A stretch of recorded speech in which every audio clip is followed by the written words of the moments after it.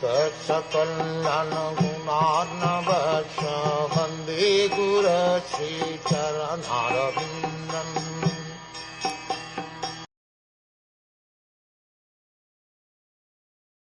Dear Lord, we were awaiting your audience because we have been unable to perform the yagyas according to the Vedic rituals. We pray unto you, therefore, to be pleased with us. Simply by chanting your holy name, one can surpass all obstacles.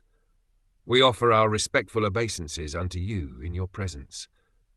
The Brahman priests were very hopeful that their sacrifice would be carried out without obstacles, now that Lord Vishnu was present. It is significant in this verse that the Brahmans say, simply by chanting your holy name, we can surpass the obstacles, but now you are personally present. The performance of yagya by Daksha was obstructed by the disciples and followers of Lord Shiva. The Brahmans indirectly criticized the followers of Lord Shiva, but because the Brahmans were always protected by Lord Vishnu, Shiva's followers could not do any harm to their prosecution of the sacrificial process.